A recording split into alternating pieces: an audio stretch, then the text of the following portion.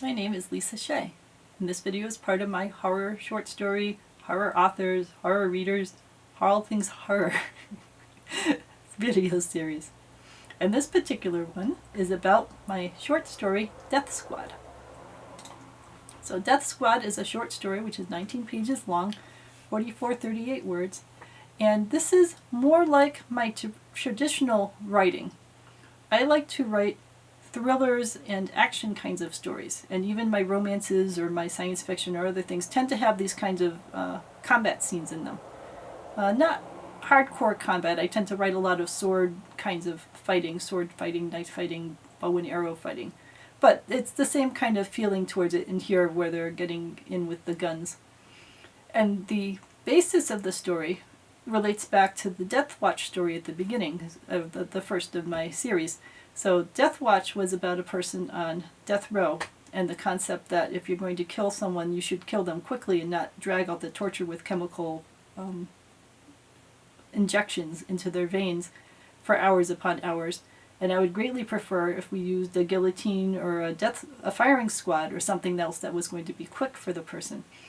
Problem with the firing squad is now you've got human beings pulling the trigger, and you're impacting not only the person who gets shot, but also the people who have to pull the trigger, and they have to know that they were potentially the cause for this person's death. So you're impacting others, and the concept of, well, how do you kill someone quickly with the firing squad without impacting the lives of the people who are pulling the trigger, brought about this concept. And also, I'm very interested in notions of AI and sentience, and at what point do we care about AI's feelings and how we treat or torture AI creatures and so on.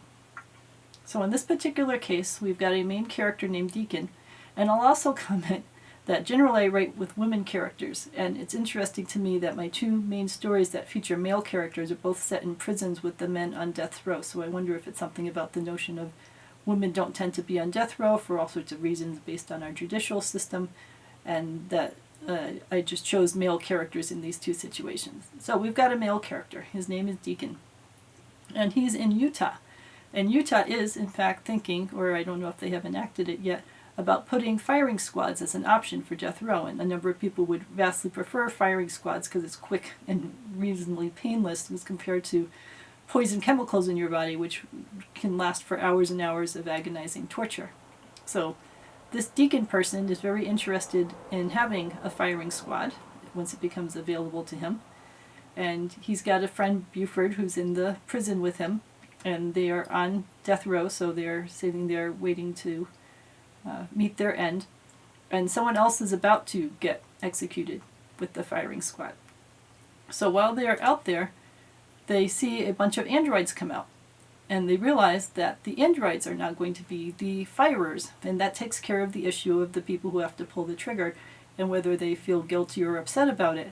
But this upsets the inmates because they want to be killed by actual human beings. They don't want a robot to kill them because it matters to them. So we go through the, I don't want robots to kill me, this doesn't really seem right. So they go inside, and they're waiting for the noise of this other person who's about to get killed by the firing squad. And it turns out that it's not just one shot that they hear all sorts of shots, and they realize that there's some sort of a gunfight going on outside, which doesn't make sense.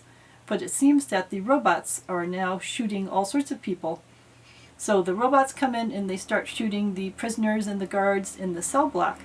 And Deacon realizes he has to do something. And he also realizes that they're not just slaughtering everyone, that they seem to have some sort of a purpose. So it's not just robots gone wild. There's some sort of a reason that the robots are doing this. So Deacon goes out and tries to talk to the robots and find out what is going on. And it turns out that the robots are interested in getting to one particular person. He is we'll call him a mad scientist. And this mad scientist was torturing their robot comrades, and the robot comrades had a band of brothers loyalty to each other, and the scientist was trying to break that and see if it could be broken. So the robots wanted to punish him for doing that to their fellow robots. So Deacon decides that this is a worthy cause. If the robots only want to kill this one guy, it's better to get them to this guy and let them kill him versus just killing all the rest of the prisoners in the cell who are collateral damage at this point. And so they help them, and they go through and they have their gunfight and get into the mad scientist area, and they let the robots have their time torturing the mad scientist, who deserves it because he spent his time torturing the robots.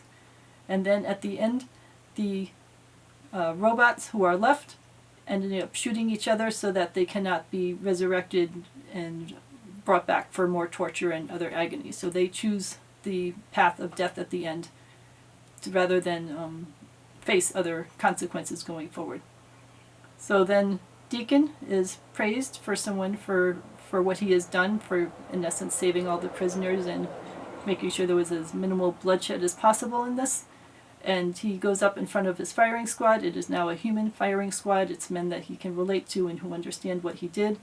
And he ends up dying, but he dies contentedly on his own terms. So part of this is my notion of who do we kill on death row? Are we killing people who did what they did for a coherent reason and who aren't a general threat to society, but who are trying to right a wrong that was otherwise not being righted? And how do we handle those kinds of cases? And also the notion of choosing how you die and how you face your death, and the ideas about AI. Do AI, when they do have sentience, what kind of rights do we accord them and how do we treat them? So a lot of different things that I was considering were in this one. But this was more of my traditional action adventure, which also happened to have a horror aspect to it. But it was a gentle horror in that sense. I mean, there were a lot of thrillers that had these kinds of scenes, and they aren't necessarily considered horror stories. So everything has shades of each other, and things merge into other kinds of stories. So let me know if you have any questions about this one. This one, compared with some of my other stories, was fairly straightforward. There wasn't any confusing narrators. There weren't people who didn't quite understand what was going on. In general, you got the gist of what was happening, and you just watched it play through until it reached its fairly logical end, or at least to me it seemed fairly logical. So ask with any questions. Let me know what you're working on. Let me know if you have stories involving AI that you'd like me to take a look at. Please subscribe and like the video, and I look forward to chatting with you in some future video time. Great, and have a good evening.